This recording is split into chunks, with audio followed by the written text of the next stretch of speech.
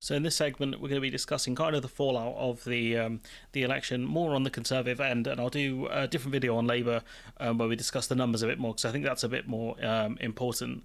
And so we're just going to start with the fallout and discussing kind of the future of the Conservative Party, I guess, because they are going to be the main party of opposition, despite what other people thought could happen. They are clearly the second biggest party in the country. And so I did find this tweet funny. Rishi Sunak saying the haters said I couldn't do it and they were correct. Honestly, great call from the haters because there was no chance he was going to win this election. It's mental that he went for it. If you want a quick rundown of the senior Tories who have lost their seats, this is a good rundown by Lewis Goodall. Overnight, we've seen the worst defeat for the Conservative Party in their history. Here is a roll call of some of the fallen. The leader of the House of Commons, Penny Mordaunt, in Portsmouth. I beg I don't get copyright for the music. Gone. Chief Whip, Simon Hart in Pembrokeshire. Gone. Science Secretary, Michelle Donnellan in Devizes. Gone. Defence Secretary, Grant Shapps in Welland Hatfield. Gone. Justice Secretary, Alex Chalk in Cheltenham. Gone. Former Deputy PM, Therese Coffey in Suffolk Coastal. Gone. Scottish Tory leader, Douglas Ross in Murray. Gone. Former Business Secretary, Jacob Rees-Mogg in North East Somerset. Gone. I was going to wait before I played this, but I'm just going to play it now. See you, chump. Because, yeah, see you, chump. Mogg probably being one of the worst ones off that Former list. Brexit Secretary, Liam Fox in North Somerset. Gone. Veterans Minister, Johnny Mercer in... Another scumbag. I'm glad to see the back of him, especially given the way he acted on a lot of these TV panel shows. Complete moron. I hope he's gone from the spotlight completely. Do not bring this man onto TV. Plymouth Moorview. Gone. Culture Secretary Lucy Fraser in Ely. Gone. Transport Secretary Mark Harper in the Forest of Dean. Gone. Tory Deputy Chairman Jonathan Gullis in Stoke. Gone. That's a good one as well. Gullis, insufferable. Education Secretary Gillian Keegan in Chichester. Gone. I'll give her some credit. She's finally left Parliament. And of course, the one and only former Prime Minister Liz Truss in southwest Norfolk. Gone. Yeah, that's a big one because I think she had the biggest kind of majority and she's gone, and it does tell a lot of these Conservatives that they weren't safe.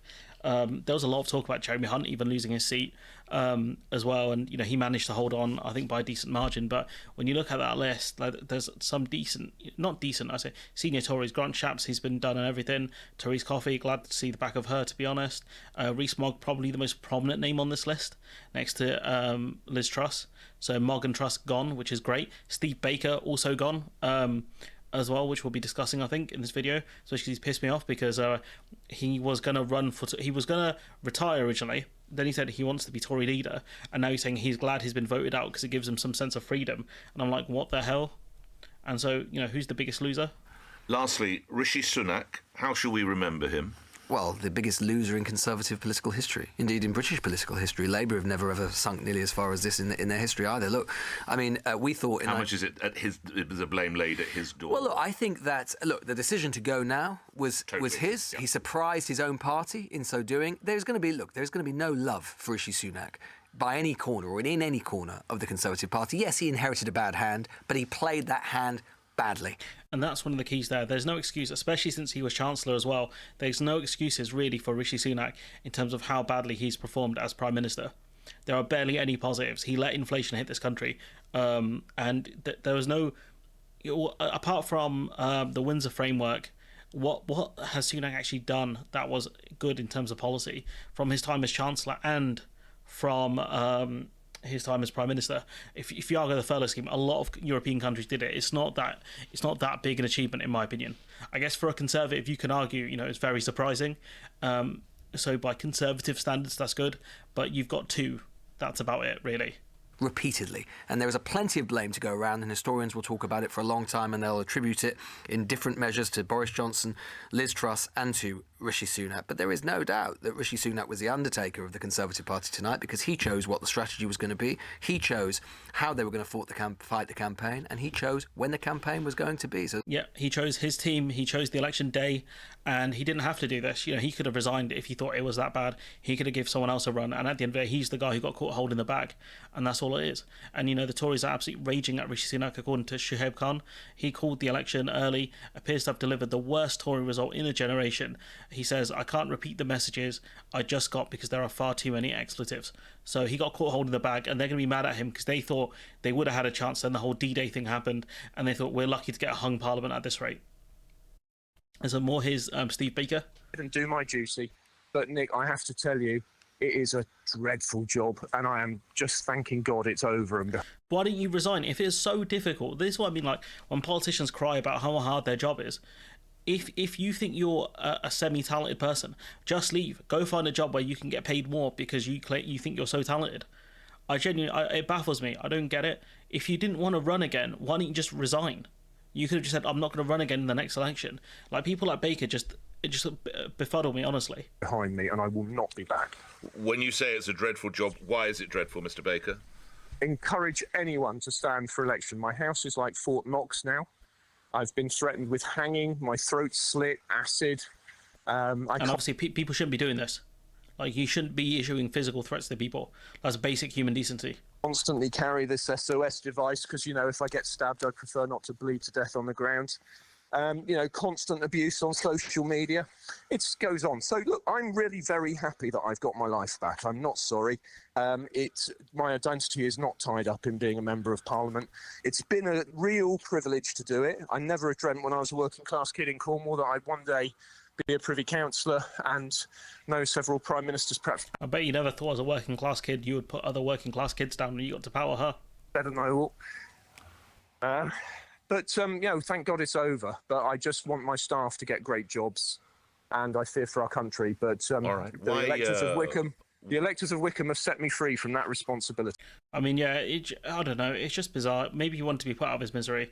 I'm not sure. And yeah, more from Goodall. He did some great election analysis, I think. 202 in 2019. They've doubled their parliamentary representation. As I was saying before, the Conservative Party, I mean, this only goes back down to 1997. You can see down there John Major, which we thought was the nadir of Conservative fortunes. No Conservative Party and Conservative leader could do worse than John Major in 1997 against Tony Blair. Could they? Or Rishi Sunak, congratulations, you managed to pull it off. Because John Major in 97 managed to get 165. On the basis of these figures, it's 130. Yeah, but to be fair, John Major didn't have to deal with the Reform Party. I think that's what hampered the Conservatives. Not the most, because their own bad policies, amongst other things, did them in. But I think, honestly, if Reform didn't run, I think the Conservatives would have won way more seats. I'll be honest. 31.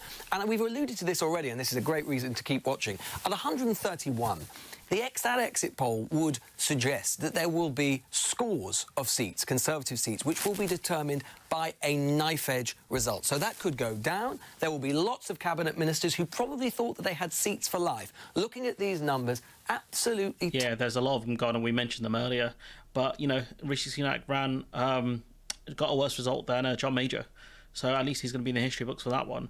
And this from Matla saying the Tories can't wait to knock the stuffing out of each other. It's time to settle some scores. And I think those One Nation Tories are going to be really going after the far right ones, because it's the far right ones that have really cost them, in my opinion anyways. Yeah, they got them the big majority, but they cost them in 2017. They cost them in this election currently. So really the far right goons have only won one election, which was 2019. Yeah, they won the big majority, but now they've doomed themselves to potentially being out of power for the next 5 to 10 to 15 years, really. A lot of these people will have retired, and there will be a new crop of Conservative politicians that'll be taking over, because this lot, the ones that are still in Parliament now, they're going to be in opposition for ages. And a key chart to keep in mind as the Conservatives suffer their worst defeat, the Tories didn't lose this election because they were too right-wing on some issues or too left-wing, according to John Byrne Murdoch. They lost because voters of all stripes judged them to be incompetent. And if you look at this graph here, the British public rapidly soured on the Conservatives over the last 5 years. So 2020, the pandemic really is the thing that looks like I've sunk them. You know, is competent? No. Is fit to govern? No. Understands the problems facing Britain? No. Keeps its promises? No. And when you look at there, like, when it comes to keeping promises, people didn't think of them that highly, but you're talking about 9% there in that last one. If you look at understands the problems facing Britain, around 45% of people thought that the Tories understood the problems facing Britain before the pandemic. That goes up about 50% in kind of the austerity years, which is wild. fit to govern around the 50% mark before the pandemic. And you've got is competent around the 40% mark. So you can see Britain did have, or England probably, it's hard to know really, but there was some favourability there with the Tory party amongst voters, and that's just completely disappeared post-pandemic. More from Shoaib Khan. Quite a few Tories privately relieved Liz Truss has lost her seat and believe her defeat was deserved, some blaming her in part for the election loss and are saying they hope losing her seat teaches her humility. Well, if there's one thing I know about Liz Truss is she ain't smart enough to learn that lesson. And you got Nico of the one of the funniest guys on YouTube, genuinely holding an L behind Rishi Sunak during his resignation speech. That's great. You love to see that. Richard Holden is still in CCHQ. He obviously won his seat yesterday, and someone's saying someone needs to start asking him when he's going to resign, and that he should do so before the Prime Minister does, because he was the running the campaign, and all the journalists kept saying he did the chicken run to a safe seat, and he barely won that safe seat as well, because I don't think the voters were that enamoured with him after seeing what he did. One Nation Tory MP saying to Shoaib Khan, Tory MP reaches out to say it would be wrong to push the party towards the far right, given Reform only won 4 seats. But to be fair, they did win 17% of the vote. But even that, is way lower than what Labour won and what the Lib Dems won. We lost most of our MPs to Labour and the Lib Dems, not to these lunatics, they say.